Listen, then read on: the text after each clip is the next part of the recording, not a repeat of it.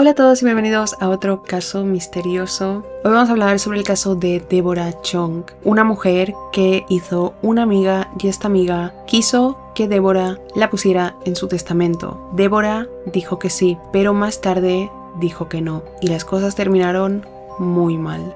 Antes de empezar con este caso voy a dejar por aquí mis redes sociales, mi Instagram y mi TikTok.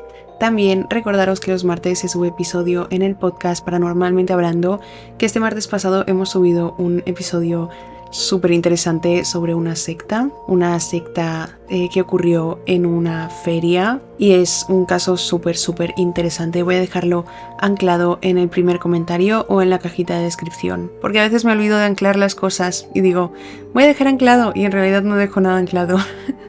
También si te gusta este tipo de contenido, suscríbete al canal y déjame un me gusta. Y ahora ya empecemos con el caso de Deborah Chong.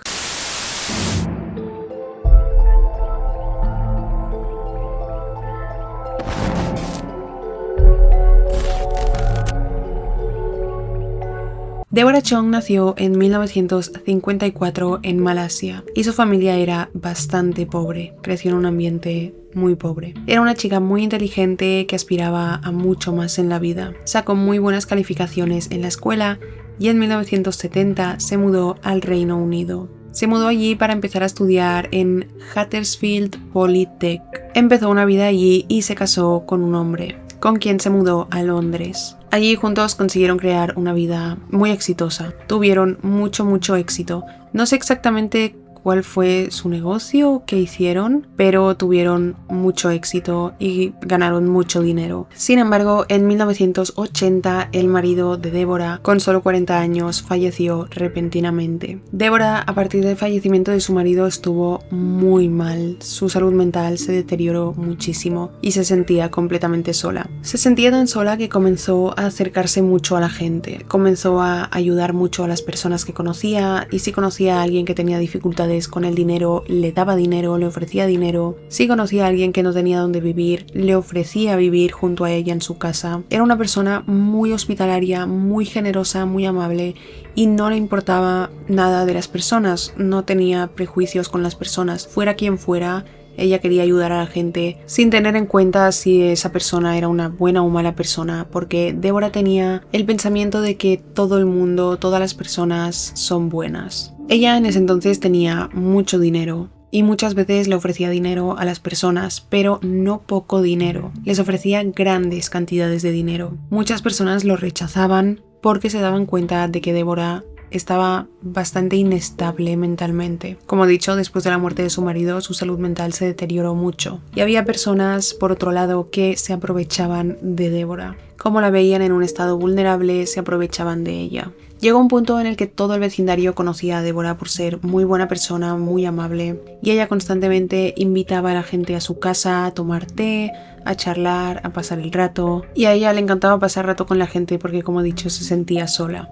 Ella también era cristiana y era miembro activa de una iglesia y también cantaba en el coro. Ella a menudo con la gente que pasaba el rato hablaba mucho sobre sus creencias, sobre política, sobre el cambio climático, temas que le importaban y cuando lo hacía de una manera un poco violenta. Como que cuando hablaba sobre estos temas terminaba gritando y sonando violenta. No quiero decir que ella hablaba violenta discutiendo con la otra persona, sino que hablaba del tema con tantísimo énfasis y para ella tenía como tanta importancia lo que estaba diciendo que era muy intensa al hablar sobre ello. No lo hacía con mala intención, sino que hablaba de esos temas con muchísima intensidad y acababa gritando. En una ocasión, una chica estaba viviendo en casa de Deborah. Deborah la había invitado a vivir porque esta chica no tenía dónde ir y estaba viviendo ahí gratuitamente sin pagar alquiler. Deborah en una ocasión se puso a hablar sobre sus creencias, sobre la religión y sonaba tan violenta cuando hablaba sobre eso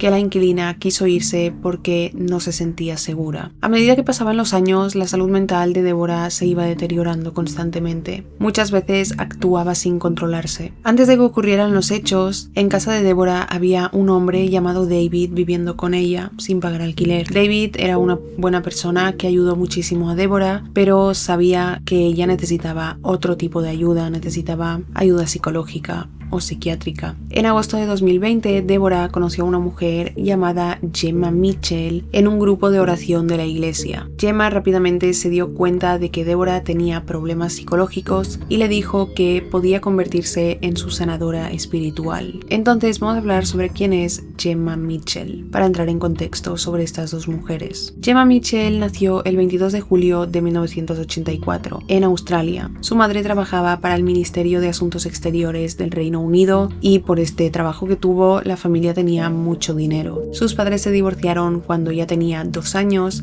y entonces se mudó al Reino Unido junto a su madre y su hermana mayor. Y allí estudió en King Edward's School. En 2004 asistió al King's College de Londres para estudiar ciencias humanas y fue descrita como una persona muy buena y muy inteligente. En la universidad, Gemma fue estudiante de honor y asistía a clases de anatomía humana, donde aprendió a diseccionar el cuerpo humano. También estudió anatomía experimental y tenía tanta habilidad en ello, en diseccionar, que recibió el premio Hamilton de la excelencia anatómica y se graduó con honores. Después estudió osteopatía en la Escuela Británica de Osteopatía y luego regresó a Australia, donde comenzó a trabajar como osteópata. Le fue muy bien. Pero repentinamente en 2015 se mudó de nuevo al Reino Unido. Pero en el Reino Unido ya no podía ejercer de osteópata porque no estaba registrada. Su licencia ya no era válida en el Reino Unido. Allí, Gemma vivía en una casa con su madre, quien ya estaba jubilada, y con su hermana mayor, en Willesden, al noroeste de Londres. La casa en la que vivían era de propiedad, había sido de su familia durante varias generaciones, y Gemma necesitaba trabajo, necesitaba empezar a trabajar en el Reino Unido y comenzó a promocionarse a sí misma como sanadora holística, sanadora espiritual. Gemma, una vez en el Reino Unido, comenzó a cambiar. Su entorno comenzó a notar que su comportamiento se volvió algo extraño, ya no era la misma persona. También Gemma comenzó a tener una relación turbulenta con su hermana mayor y de hecho su hermana mayor presentó una denuncia contra ella por acoso y a Gemma le concedieron la libertad condicional por este delito. Ella comenzó a comprometerse más con la religión y fue de repente porque nunca había estado antes interesada en ello. Pero en ese entonces comenzó a tener muchísimo interés por la religión cristiana. Sin embargo, especialmente estaba interesada en los demonios y espíritus malignos. En una ocasión, Gemma fue a la iglesia con una amiga suya llamada Karen y de repente comenzó a gritar en mitad de que el sacerdote estaba haciendo una oración. Ella empezó a gritar que tenía demonios dentro de ella y comenzó a rogarle al sacerdote que le realizara un exorcismo. Karen en ese momento estaba como súper asustada con su amiga. El sacerdote se acercó a Gemma y puso sus manos sobre ella y trató de expulsar a los supuestos demonios que ella decía tener dentro. Cuando lo hizo, Gemma empezó a gritar, a llorar, a temblar y estaba como súper agitada. Su amiga Karen estaba súper incómoda con la situación y asustada porque nunca había visto a Gemma actuar de esa manera. Más adelante, Karen cortó la amistad con Gemma, pero no fue por esta situación que ocurrió en la iglesia, sino porque Gemma comenzó a enviarle mensajes de texto al novio de Karen, mensajes insinuantes. Quiero recalcar aquí que Gemma en ese entonces tenía 30 años y Karen, su amiga, tenía 16. Y el novio de Karen también tenía 16 años, era un adolescente. Entonces Gemma, de 30 años, le estaba enviando mensajes de texto insinuantes al novio adolescente de su amiga adolescente. Cada vez empezó a actuar más extraño y fuera de lugar, y comenzó a obsesionarse muchísimo con la religión y comenzó también a aislarse. Y es entonces cuando comenzó a asistir a la misma iglesia donde asistía Deborah y se conocieron. Gemma y Deborah enseguida se hicieron amigas y cada vez se volvieron más cercanas. Ellas se iban viendo, pero sobre todo se comunicaban a través de correos electrónicos. Gemma se dio cuenta de que Deborah estaba bastante mal, tanto física como mentalmente. Quiero aclarar que Deborah, que no ha dicho su edad, Deborah tenía 67 años en ese momento, pues Gemma decidió convertirse en la sanadora espiritual de Deborah. Comenzaron a reunirse cada semana para que Gemma le practicara a Deborah sesiones espirituales de curación. Sin embargo, la salud mental de Deborah empeoró todavía más. Constantemente se deterioraba. Además, uno de los hermanos de Deborah falleció en 2021, lo que afectó muchísimo a Deborah y a su salud mental. Deborah comenzó en ese entonces a tener ideas delirantes como pensarse que tenía una relación con el príncipe Carlos, y también se pensaba que tenía una relación con el primer ministro del Reino Unido de ese entonces. También pensaba que estos le enviaban mensajes a través de comunicados de televisión. Se pensaba que se comunicaban con ella. Ella en ese entonces ni comía ni dormía y le escribía constantemente cartas al príncipe Carlos, cartas a Boris Johnson, pero especialmente al príncipe Carlos. Se pasaba todas las noches escribiéndoles cartas y se las enviaba. Envió tantas cartas que llamó la atención del Centro de Evaluación de Amenazas. Este centro, el Centro de Evaluación de Amenazas, está afiliado con la Policía del Reino Unido y es una unidad de salud mental que trata de ayudar a las personas que parecen estar sufriendo problemas de salud mental, personas que están acosando a alguien para tratar que la persona no llegue lejos y acabe pasando alguna tragedia. Así que estas personas intervienen para ayudar psicológicamente a la persona. Eso me parece increíblemente bien, porque siento que muchas veces se espera a que pase lo peor para actuar y este centro de unidades de prevención de amenazas me parece fantástico porque intervienen cuando hay un comportamiento un poco fuera de lugar. Intervienen para evitar que suceda una tragedia. Entonces es lo que sucedió en este caso. Débora estaba enviando tantas cartas que contenían signos de que tenía algún problema mental. El centro decidió actuar. Contactaron con una unidad de salud mental cercana a donde vivía Débora. Esta unidad contactó con Débora y ella aceptó ser ingresada y tratada psicológicamente. En ese centro, Débora fue diagnosticada con esquizofrenia paranoide y le suministraron medicamentos antipsicóticos. Fue ingresada a principio de año y en mayo fue dada de alta y enviada a su casa. En esos meses ingresada, la medicación ayudaron bastante a Débora, pero su comportamiento también cambió drásticamente. Ahora era todo lo contrario de lo que he descrito al principio. Al principio, Débora era una persona muy amable, muy generosa, muy hospitalaria, confiaba en todo el mundo, pensaba que todo el mundo eran buenas personas, pero después de salir del centro de salud mental, ella ya no confiaba en nadie, se volvió más cerrada, dejó de ofrecerle dinero a la gente y se negaba a ayudar a la gente. Se dio como cuenta de alguna manera de que las personas se habían estado aprovechando de ella durante muchísimo tiempo en el que ella estuvo en un estado vulnerable de salud mental. Físicamente estaba muy débil, muy delgada y frágil, y durante esa época David, el inquilino de Débora, todavía vivía con ella y contactó con el centro de salud mental y solicitó que enviaran a alguien a casa para que cuidara de ella porque estaba muy débil, prácticamente no podía moverse por dentro de su casa, le costaba mucho caminar. Sin embargo, el centro de salud mental no pudo enviar a nadie. Entonces ya sucederían los hechos de este caso. El 11 de junio de 2021, David reportó a Débora como desaparecida. Dijo que el 10 de junio por la noche la vio y todo parecía estar bien en casa, todo estaba como siempre. Sin embargo, al día siguiente, 11 de junio, cuando se levantó para ir a trabajar, no vio a Débora por ninguna parte. Cuando por la tarde regresó del trabajo,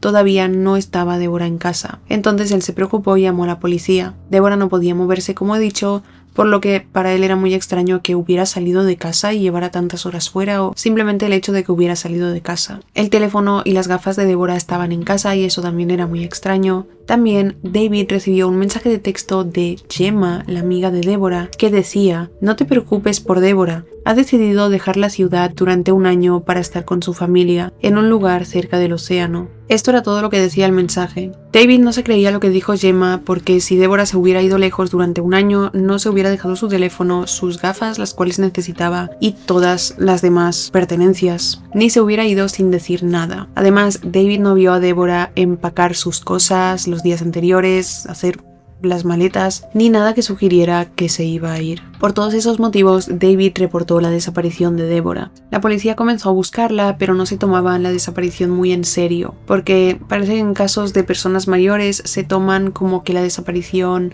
es por demencia y que la persona va a aparecer pronto. 2 días después, David volvió a llamar a la policía y a denunciar la desaparición, y entonces la policía hizo pública una foto de Débora y su información y la difundió por redes sociales para ver si alguien sabía dónde estaba. La policía llamó a Gemma, ya que David les había dado la información sobre el mensaje de texto y también les dio la información de que Gemma y Débora tenían una relación muy cercana. Gemma no respondió al teléfono y entonces la policía le dejó un mensaje de voz. Entonces más tarde ella llamó a la policía, pero entonces fue a ella quien no le cogieron el teléfono y ella dejó un mensaje de voz diciendo lo siguiente: intenté devolverles la llamada para decirles que Deborah se ha ido a la costa con la familia de su hermana y amigos cercanos. Dijo que se sentía abandonada y quería irse. La policía siguió buscando a Deborah y 17 días después de su desaparición descubrieron algo horrible. Era el día 27 de junio y una familia estaba dando un paseo en un lugar llamado Succombe, una ciudad turística de Inglaterra. Esta familia estaba paseando cuando en unos arbustos se encontraron con un cuerpo sin vida de una mujer, el cual no tenía cabeza.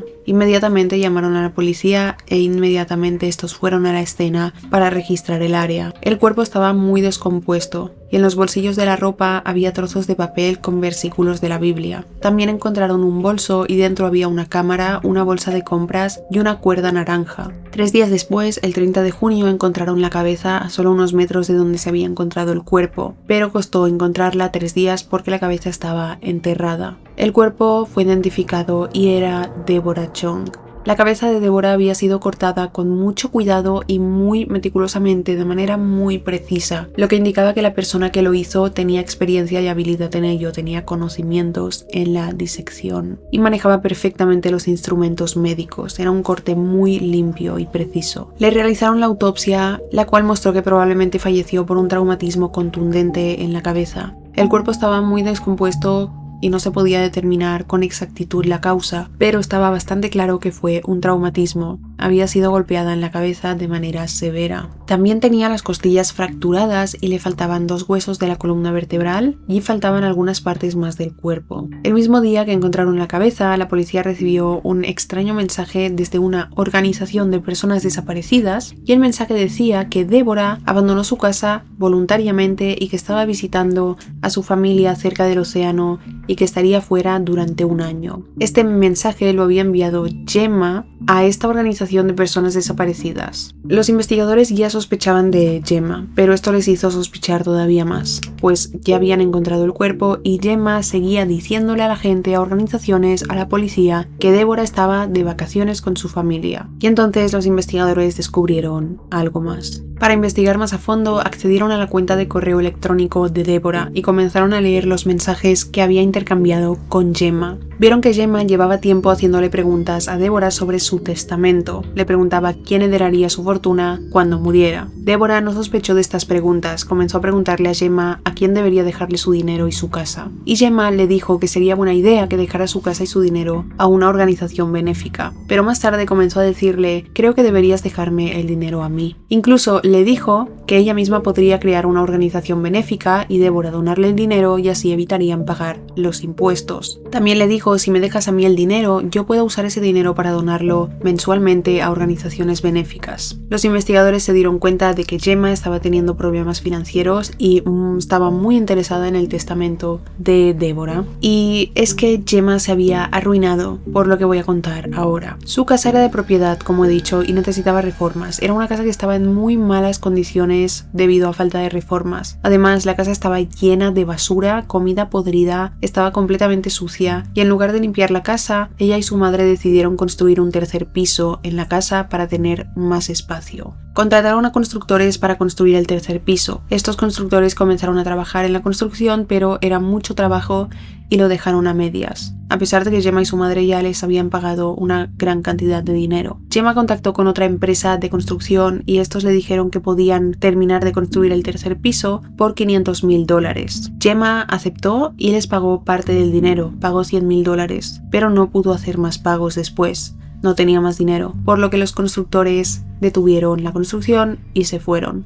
Gemma en los mensajes con Deborah le explicaba todas estas situaciones de dinero y de su casa constantemente, se quejaba de su vida, de su casa, de las condiciones en las que vivía ella y su familia. Deborah parecía sentir lástima por Gemma y en un mensaje le dijo que le daría $200,000, pero le dijo que primero quería conocer a su madre llamada Hilary. Entonces Deborah y Hilary se conocieron y Deborah les dijo que podía darles el dinero, pero había un requisito. Les dijo que una vez la casa estuviera reformada, debían usarla para la adoración cristiana. Hilary y Gemma aceptaron. Sin embargo, como he dicho, esos mensajes fueron antes de que Deborah ingresara en el hospital psiquiátrico, y cuando salió del hospital las cosas cambiaron. Como he dicho, ella cambió de actitud, ya no confiaba en nadie, ya no quería ayudar a nadie, ya no era generosa. Comenzó a desconfiar y a ver que mucha gente se quería aprovechar de ella. Y entonces cambió de opinión. Ya no quería darles los $200,000. Esto hizo que Gemma se enfadara muchísimo. Le envió muchísimos mensajes a Deborah intentando convencerla de que les diera el dinero.